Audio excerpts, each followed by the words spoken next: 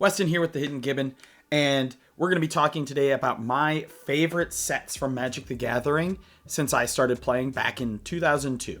So, before I get into it though, I want to know from each and every one of you, what are your favorite sets since you've been playing Magic the Gathering? What are the sets that you look back on fondly? What are the sets you had the most fun drafting, play the most cards in Commander with?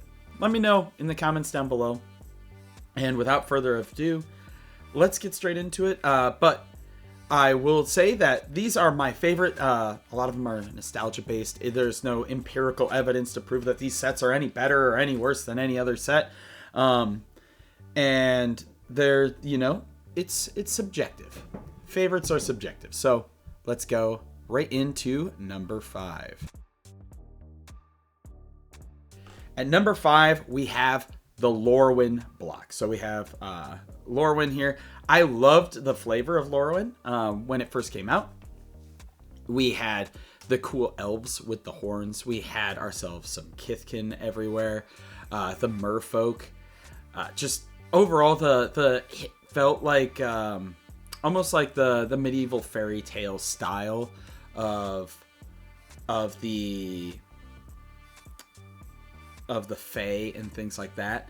I loved it. I remember playing with it with my friends, and then if you combine that with like the Shadowmoor and Eventide with it, since they kind of all fit really into one big package, you had the fairies in there, you had Scarecrow Tribal. What was the Reaper King? I remember my friend Aaron Dean had a Reaper King deck for the longest time. It was really cool. I'm going to be building an Una Queen of the Fae deck at some point in time because I love how that card was. But yeah, number 5, Lorwyn. Just like the overall feeling, the fun stuff from there. It introduced us to Tribal and it introduced us to Planeswalkers. In at number 4, we have a set that I'm pretty sure most people forget existed, and that's Cold Snap. Now, I know some people are probably out there like, wow, that set was terrible, but I loved this set for a few reasons. So, one, I love the Ripple mechanic. For those of you who don't know what Ripple is, I will put Thrumming Stone up here on the screen. Ripple let you... you might have heard of the deck Rippling Rats. So if you play like Relentless Rats, which you can have as many as you want in your deck, and then Ripple makes it so you can just dump them out. So I loved the Ripple mechanic. I drafted Cold Snap. It was really fun to draft. If I recall correctly, Cold Snap was just like, they printed it to be the third set in the Ice Age block, but years later. I loved, I think his name is like Jaren, King of Keldor. He makes like soldier tokens. I remember him. He's on his horse and he has his crown and his shield. And I love the Aurochs cards. Man, I tried to make Aurochs so good. And I wish there were more Aurochs cards because I would make an Aurochs Tribal Commander deck if there were enough Aurochs to actually do it. But I think there's only like a half dozen Aurochs. I'll throw them all on screen. Yeah, the Aurochs. There were some really fun cards in there, too. There was, I think it's like Reinhorn Owl or something like that. There's some Yetis from the set. Just overall, it was fun flavor for me, and it was just like a fun play experience. God, I loved my 60 card Aurochs deck I made. Yeah, it was terrible. This was before Commander, so we played multiplayer games with 60 card decks, and oh god, I loved it. If you ever see some of these old Cold Snap cards, scoop some of them up. Some of them, still see some play every now and then. But yeah, that is number 4. In at number 3, we have the Scars of Mirrodin block. I liked the flavor of original Mirrodin, and I like Phyrexia. So when we combine two of my favorite things, Phyrexia and Mirrodin, it was great. So Scars of Mirrodin started off pretty cool. I drafted a bunch of that. That was fun. The flavor text, I still remember I don't remember what the blue draw card spell is, where it shows the Vidalcan kneeling and there's the Phyrexian oil slick, and he's like, has it on his fingers. And he's like, more of this strange oil. It's probably nothing on the flavor text. Like, I love that. And then we get into Mirrodin Besieged, and there's this giant war. And then the marketing for it was really cool. Wizards did this marketing where they led us to believe that, like, depending on votes, like, it could have gone one of two ways. It could have either gone into New Phyrexia or Mirrodin Restored. And then, like, we had cards getting printed, like Pure Steel Paladin, Hero of Blade Hold, right? We have Blightsteel Colossus. And then, like, New Phyrexia comes along, and we have the Praetors getting printed in there. There's just so many really cool cards and really cool arts. The one caveat I have is it introduced two mechanics to the game that a lot of people do not look on with fondness. One, Phyrexian mana. For those of you who were not around when New Phyrexia came out, there was this little card called Mental Misstep that absolutely busted formats. Like, I played Legacy at the time, and it was played in every deck. And when I say it was played in every deck, I mean it was in every single deck, right? Like, Goblins, Mono Red Goblins, was playing Mental Misstep to counter the opponent's mental missteps. That is how prevalent that card was. And they had even said beforehand that there was going to be a problematic card, and they ended up banning it. But the other mechanic was Infect. We all know what Infect is nowadays.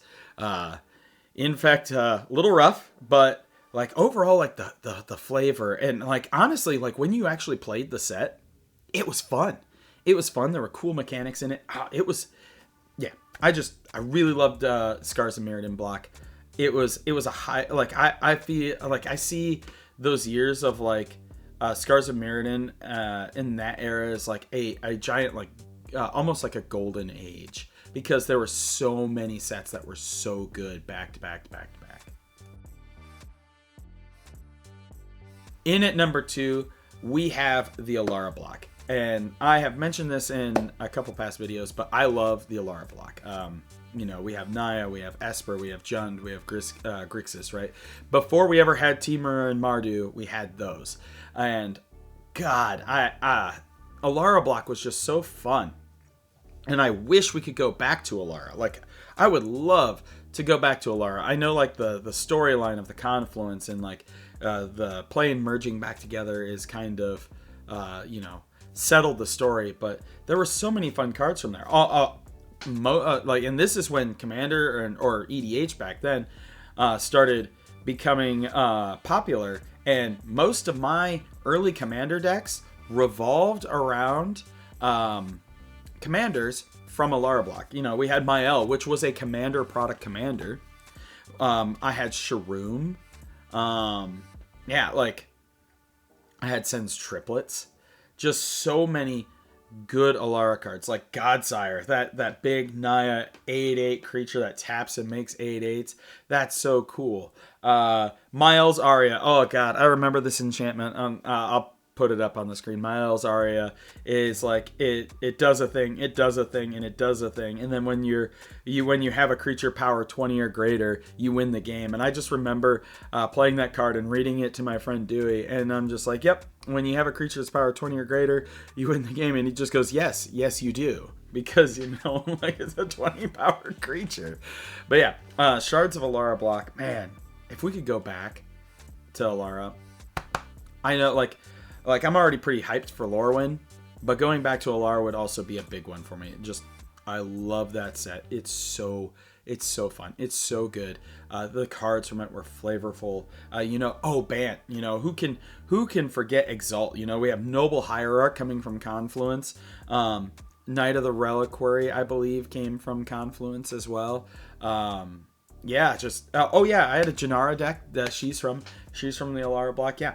But Shards of Alara, amazing.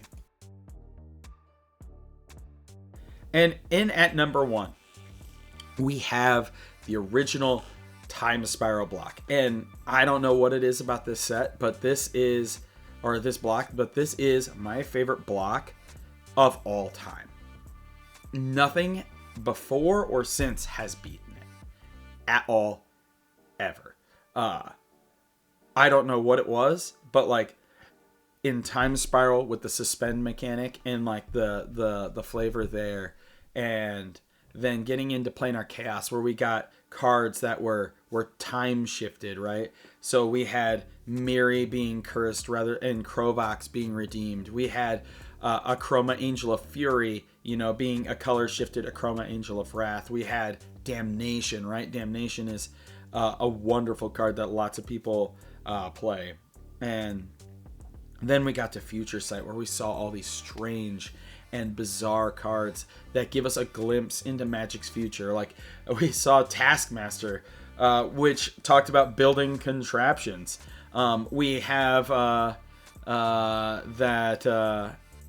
card that I had talked about in my strange cards videos, which lets you enchant an instant in an opponent's graveyard. Right? We had Tarmogoyf show up in here, and here's a fun little story for you. I back in the day, I blew all of my luck on Future Sight. It was like every single pack I opened Tarmogoyfs. I had like 13, 14, 15 of them. And I didn't know what Tribal was because Tribal didn't exist. I didn't know what Planeswalker was because Planeswalker didn't exist. And so you know what I did?